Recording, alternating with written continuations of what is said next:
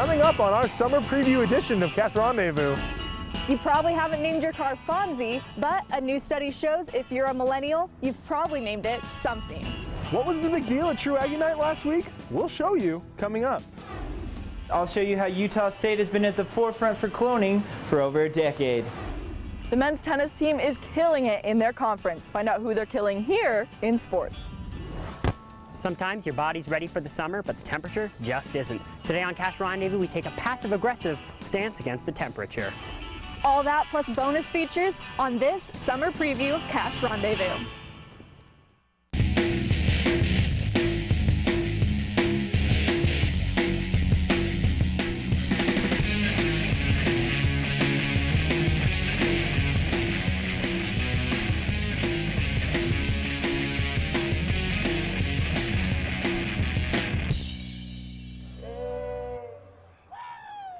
That couple, along with thousands of others, are now true Aggies after Saturday's 100th anniversary celebration.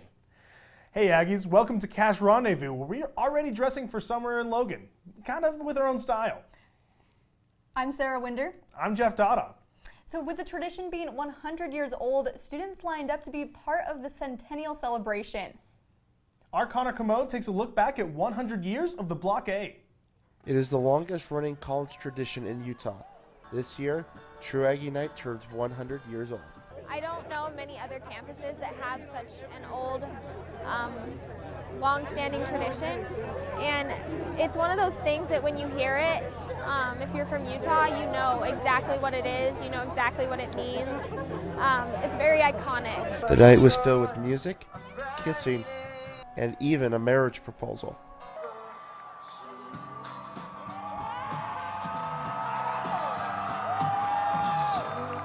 This is it's such a big part of our relationship together, just being here at Utah State and being students together. I figured this was the best way that I could show that and bring that into what we're doing together. But they are not the first couple to become husband and wife because of True Aggie Night. When he walked up to us, my first initial thought that came to my mind was, this is him. It's kind of cool to but scary at the same time. Lauren and Glenn Tongi have been married for 3 years, but met as complete strangers at True Aggie Night. I just kind of scoped the scene a little bit, and I saw them walking in and out of the crowd a couple times, and they walked out of the crowd and just kind of stood there. So I nudged my friend Caleb and said, "Hey, what about those two? Let's go see if they want to become True Aggies." The True Aggie tradition may be 100 years old, but for some, it's about more than just kissing. All the students are so close together. The friendships are really really tight and connected. Everybody's super loving and passionate, and I don't know, it's just a great tradition in general. I love it. For Lauren and Glenn, having the tradition be this old adds something extra special to their marriage. I feel like we're kind of one in a million, Mm-hmm. There's a lot of couples that meet through True Aggie Night, but I feel like it never really pans out most of the time. And so knowing that we're one of the few, it just kind of adds to the significance and, the special meaning of our story. Connor Comeau, Cache Rendezvous. It's crazy the tradition's been here for 100 years. Yeah, and some students might not be able to become True Aggies on the Block A anymore. Rumor has it the university plans to replace the Block A. According to USA, the new design has not been approved or released. In April of 1916, students of the Beano Club built the Block A. It's moved all over campus since 1916 and was even put in storage in the 1960s. But in 1967, the Block A was moved to the Quad next to Old Main. Campus tradition says that only those who kiss while on the Block A under a full moon can become a True Aggie. We don't know when the university will either confirm or release the new design. Jeff, are you a True Aggie? I am. I was a True Aggie my freshman year. Well, that's great. You know what? I did it my freshman year too, and I'm not sure I loved it, but that's all we'll say on that. Okay, I won't pry about it. As you walk down 8th East, you'll see lots of houses with Greek letters, but one won't be there much longer. Our Emily Duke talked to the brothers who lived there to get their feelings on the Sig Ep house. The Sig Ep house is empty. All the way. The fraternity, Sigma Phi Epsilon, has decided not to renew their lease for their house for summer or fall because the house will be torn down in January. They're leaving early to give members time to find other places to live. We're going to make sure that there's a little bit more tangible or more viable options for those brothers. The brothers have a lot of fond memories of living in the house. I've only known SIGEP when we had the house, and so I first met the brothers here in this house. And so to me, I'm very emotionally connected to it. Even though a fraternity doesn't have to have a house, the guys at SIGEP say it makes bonding easier. The house isn't necessarily the brotherhood, but having a common physical geographical location definitely helps. Many of the brothers say they're going to be sad not to see their letters on a house anymore. Every time you walk past this place and you see the letters, you automatically just remember all the memories that you have. The brothers of Sigma Phi Epsilon fraternity have lived here on Greek Row for 6 years, but now they're moving out and moving on. Even though it's sad right now, things are only going to go up from here. Even though not having a house will be hard, the brothers are looking forward with a lot of hope. We realized more and more that it wasn't just a sad thing that was going to happen, it was actually an opportunity for this fraternity to really show what we're made of and showcase what it's supposed to be about. Emily Duke, ATV News. The owner of the property is working on an apartment complex that will be built where that house is now. Yeah, I'm actually in a fraternity here on campus and know a couple of the SIGEP guys, and it's really sad that they're losing their house like this. Yeah.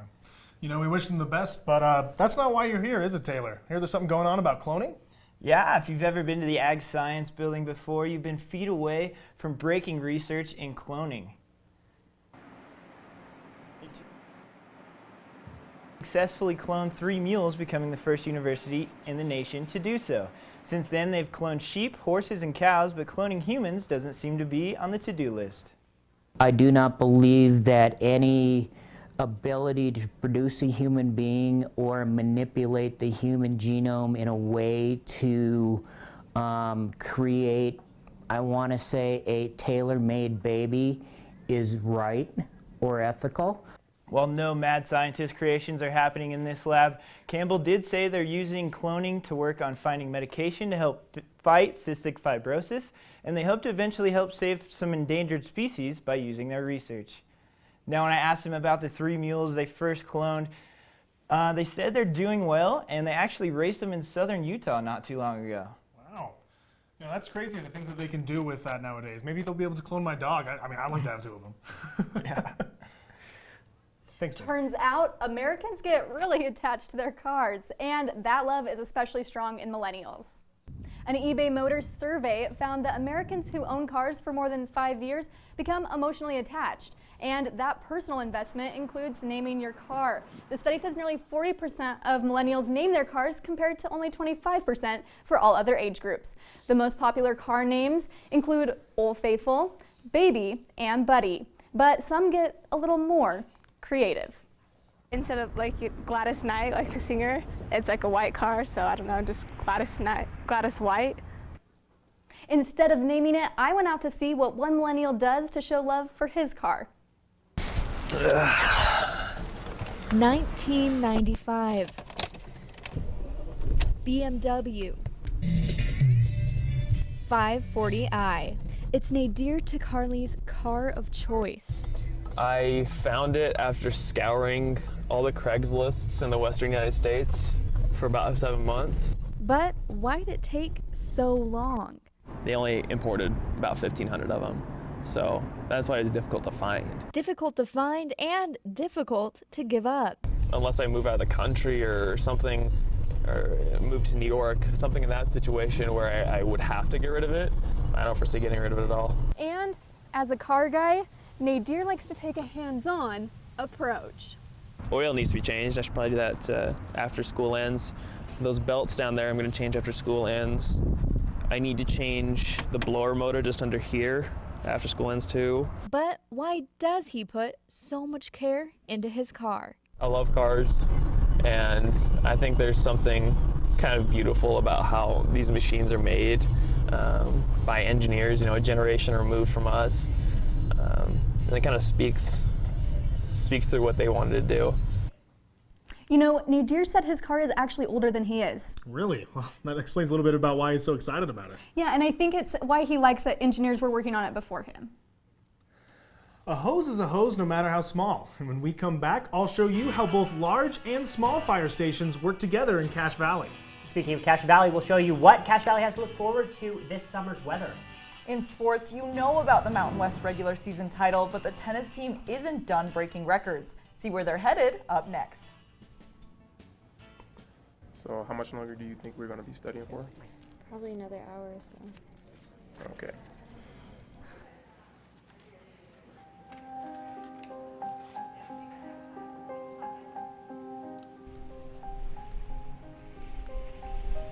Yo, what's up, Mark? What's up? How you doing? Good. What you doing? Picking some stuff up? Yeah, just get some stuff to make dinner for Rachel. Oh man, that's why you're an awesome boyfriend. Right? See you later. All right, see you. Where have you been? Do you know how long I've been waiting? I don't care. What did you even get? You don't do anything right. Is that what I said? What are you good for? You're such an idiot. You know, you drive me crazy. I've been texting you, you don't respond to me. You make me talk to you this way. This isn't what I want. You do this. You're the dumb one. Why am I with you? Today, 1 out of every 4 American kids is Hispanic. That means many of the future doctors who will care for us, the engineers who will build our cities, the scientists and entrepreneurs of our country can be your kids. We all know how hard it is for you to send them to college. This is why we want you to know you are not alone. And every day, more people support you to make it happen. Many support you. And the Hispanic Scholarship Fund helps you prepare, plan, and pay for your kids' college education. Learn more at HM.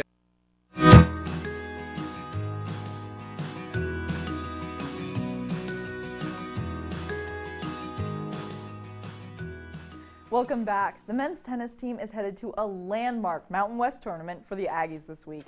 I stopped by one of their final practices to see how they're gearing up for the big match. If you do that, I'm gonna pick on you. Some may say this is a little tough. You're not above the law, dude. Stop thinking you are. But for the tennis team, No, that's just coach. That's how it always is. He's getting the best out of us. It's just part of my nature. It's not me trying to be mean or tough or put on a show. If we're acting up, we're putting us in a place. and maybe putting them in their place Is that a point penalty, honey? Yes. is what helped them land first place. The first team at Utah State to ever get the Mountain West regular season championship. I don't know how we got to this point. If we won 10 matches this year, I would have thought that was a success. But win after win after win got them more than 10. It got them 21, setting a new school record. Each week they kind of surprise me with how good they really are. They actually surprised a lot of people. At the beginning of the season, they were ranked behind 4 other Mountain West teams. Let's go. Let's get it right. But as they head for the Mountain West tournament, You're just going right into it. they're not concerned about the past. We're not done with the season yet, so just want to finish well. That's all we're focused on, really. The team will continue to practice through the end of the week until they head to the tournament on Friday. As for the women's team, they're also going to the tournament as the number 9 seed. They'll take on 8 seed Air Force tomorrow. For the first time in program history, the women's lacrosse team will be going to national championships. They'll be playing May 4th, through the 7th in North Carolina, and they're entering the tournament as the 9th seed. While some sports are winding down or heading to championships, softball is still at it, and they're not going to be done anytime soon. This is from Saturday's game against Boise State, where number 44, Libby Peterson, sent the ball over the fence, landing a home run. The Aggies would go on to win the game 8-7. But that's not it for them this week or even next. The Aggies have 3 regular season games for the weekend and 4 after graduation. While softball will spend the first part of their summer finishing out the season, our other Aggie sports teams will be using their summers to train for fall. And Brock can show you what the weather will look like for that. Brock? Thank you so much, Amy. We're going to get started here with the national radar. What we have is a bunch of disturbance coming up from the Gulf of Mexico, rising up towards South Dakota. And as I've heard, that's caused a lot of precipitation and just a lot of craziness in the atmosphere. But if we look onto our own state radar and get a little more local, what we're going to see is this giant spiral of death circling around the Great Salt Lake. Now, if I had to predict, I'm going to say that this Disturbance over here is going to continue to rise up and over and meet us in Logan around this weekend. And if we move on to our 7-day, to commemorate the 400 years since William Shakespeare's death, I now present thine 7-day forecast. So what is in a Wednesday? That which we call partially cloudy by any other name would feel just as chilly. With a high of 55, the temperature shall increase, but the sky shall clutter. To rain or not to rain, that is the question. But to thine own Friday be true, for rain must follow, as the night the day. Thou canst not then be soaked with any man. But soft, what yonder weather through week breaks?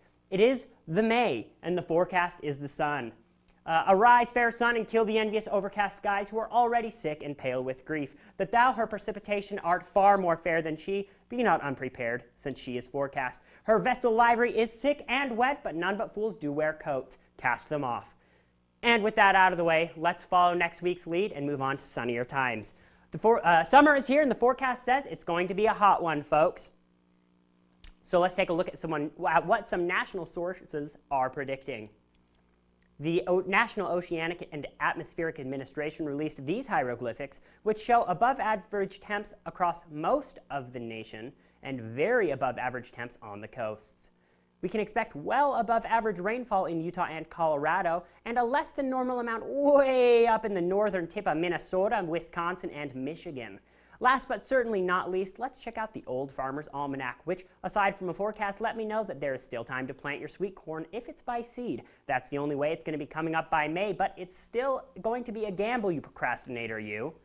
We can see a moist May, a crazy July, and a wet August, and while I'm a huge fan of rain, if it's pouring while I take my annual July jog through Logan Canyon, we're going to have a problem here. And speaking of Logan Canyon, stay tuned to hear all of the ways you can experience its majesty. Sorry, I've got big ideas. As a college student, you have big ideas to make a big difference on campus. Why not get funding for those ideas in a big way? The Blue Goes Green Grant provides funding for student sustainability projects. These projects help USU students be more environmentally responsible, live healthier, and save money. To find out more, go to usu.edu/BGG. Get funding for your Blue Goes Green idea in a big way. Blue Goes Green. Make a difference. Aggie Air is an innovative engineering program exclusive to Utah State. It provides opportunities for students to get hands-on and real-world experiences. By building model planes that photograph and scan detailed images of landscapes, Aggie Air can change the way we use the Earth's surface. Watch as Aggie Air takes flight.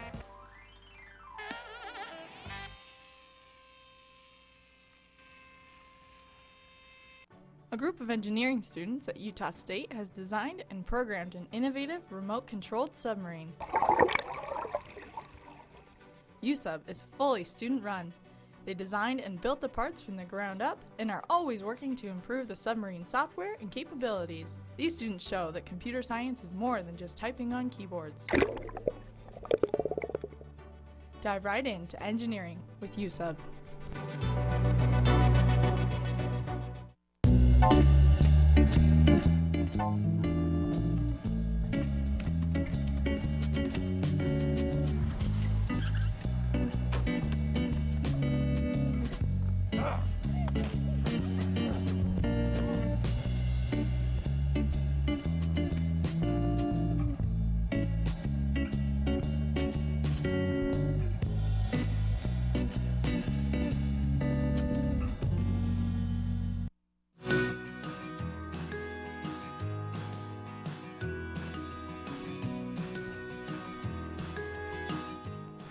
Welcome back. You may be left-handed, or at least know someone who is. Our Tess Griffith is here to tell us a little bit more about what it's like being a lefty.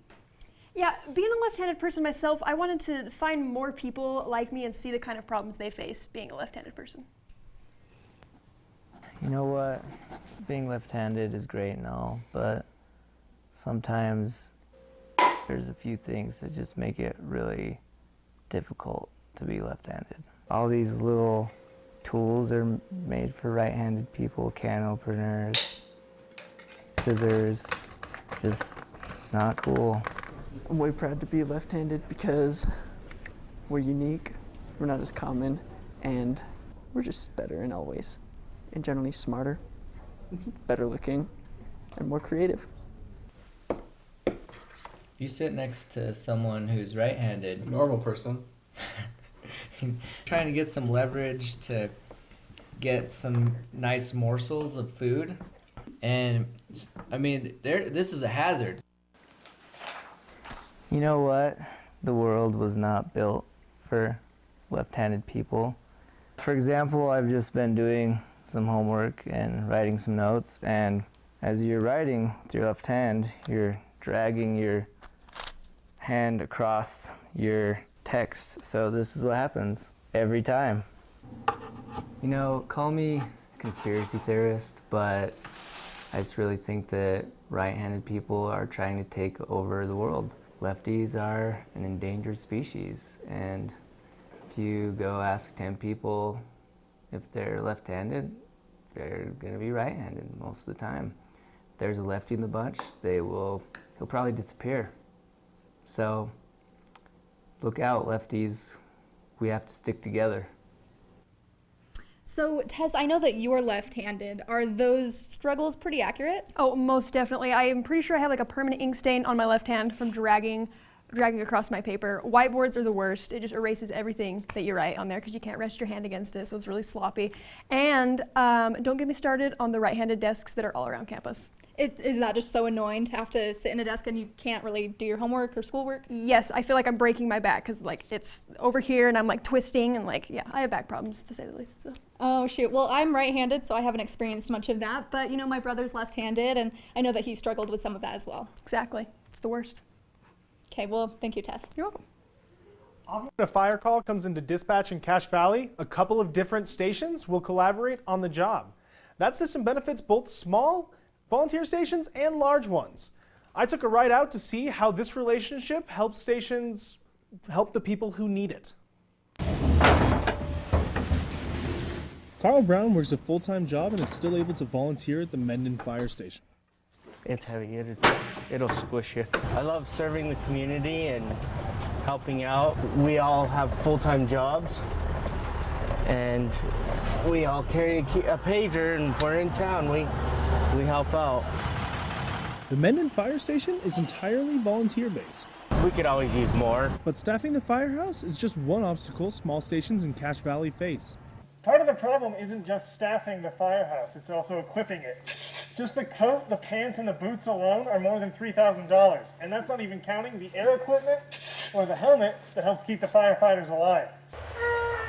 However, when this is the scene, it hardly matters where the firefighter is from. So, the stations work together. We have to foster a good relationship and rely on those volunteer fire departments around us to come in and help us fight our fires. Oh yeah. And larger stations, like Logan, will in turn help the smaller stations, like Mendon. And there's enough of a backup system that, you know, if we need the extra help, we call the other stations. Logan's usually the one that responds, the closest one. This relationship benefits all of the stations in the valley. We can instead staff for our day-to-day emergencies and then rely on our neighbors to help us when we have a major incident, and then our neighbors will do the same. I can't imagine if it wasn't set up that way, it would be, I don't think that would be a good situation. The system to determine which station will respond to a fire is computer generated and based off the location and size of the fire. So Amy, you went to a fairy garden class. What exactly is that and what's it like? Well, it's beautiful, as you can see behind you. There was just a lot of people building gardens. And they teach classes and really supply everything that you need there. So is it just for people who already garden? No, the Garden Gateway, they try to help you, and they had people there offering help and guidance and helping people just be creative. But I'll let you see for yourself and let the people that were there tell you about it. To put this little plant in. The dirt? Okay, The last couple of years, it's just exploded. I think some of the other granddaughters are going to be jealous and they're going to want to come and do a fairy garden with Grandma next time. It's really fun. It's such a huge thing, and your main yard could be a disaster, or it might not be exactly what you want, but in this little recreation of whatever you want, like the ideal yard to be, you can do it in just a matter of minutes. I just know I'm going to hear you spent what? I know. My favorite plant is this one. The flower is really small and pretty. So we're gonna put these plants in. This is gonna be at the back of our house. We're gonna put a path right here leading to the door. We eyed all the things when we first got here to see what would work. She loves little fairies and little things just like Grandma does, don't you? You can incorporate so many different little things into it. It can be literally anything you want it to be. So it's just like your little piece of heaven. Oh my gosh, that looks so fun. It was a lot of fun. You know, I'm really not a gardener. You can ask my parents. I run away from garden work. I'm not either. But, you know, seeing 4-year-olds and these cute little girls do it, I really think that anyone can do it, even us. That's a really good point. Yeah. Well, thank you, Amy. If you're living in Logan this summer, you have access to a beautiful scenery and lots of free activities up Logan Canyon. Plus, there is something for everyone, whether you're outdoorsy or not. Baby's only got half. These kids are throwing bread to hungry geese that rule these waters, and people enjoy seeing them here. What I like about Logan Canyon is just the nature and like the wildlife. It's a perfect opportunity to get to know and spend time with your friends. But some people would rather hang by themselves and relax. For these kids, running around and kicking the ball is more fun. There are great hikes, but just looking is enough for some. I love driving up it, honestly. That's my favorite thing. I'm always like, let's go drive up the canyon. It's so pretty. It's like not straight, it's windy, so you just get to enjoy it and have fun. For you hikers, the most famous hike is the Wind Caves. And if you like roughing it, there's lots of campsites in Logan Canyon. I love rock climbing, and Logan Canyon has some great climbs. We say rocky, we're rock guy. The canyon is known for having some great climbs and some tough ones, but there are some for beginners who are just learning the ropes. If you like fishing, there are lots of great streams, ponds, and lakes filled with fish. Natalie Humphreys, ATV News. So it looks like you won't have to go far to find some fun for the summer. Yeah, I kind of wish that I was hanging around here this summer. There's always something beautiful to do outside in Cache Valley. It's so true. I love going hiking and rock climbing, everything in the mountains, but since I'm graduating, I won't get to do it as much. Well, and I'm not graduating, but I still don't take advantage of it half as much as I should. Yeah, it's so gorgeous. Oh, in the fall when the leaves change. And the waterfalls. And Don't remind me, I'm going to miss it. I know. There's really something for everyone. All right, well, thank you for joining us on this edition of Cache Rendezvous. You can catch all the latest editions of Cache Rendezvous as well as Aggie TV News on our Facebook page. Yeah, and we definitely had a lot of fun this semester, and while there were a lot of highlights, there were also a little bit of mistakes made, so we're going to leave you with some of those shots. Have a great summer, Aggies. And while we've heard complaints here about the spectrum, this is failing right now. Oh, just kidding. My hands, the arms, hunting for the win. Sorry, I may have ruined that for you. Oh, you do again? Yeah. What were you doing? Oh, that's perfect. Okay. 3, 2, 1. The True Aggie tradition may be 100 years old, but for some, it's about more than just the kissing. Welcome back to ATV News. I'm Garth Chris. And I'm Champagne Brett. You have student fees has... Cool. Cool beans. Cool beans. Cool beans. I don't even like that intro.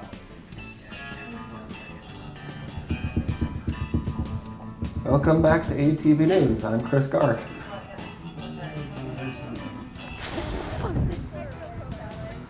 The wind is killing me, man. I don't know what I'm saying.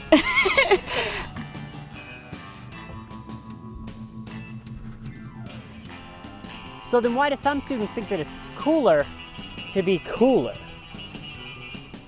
So long, weirdos.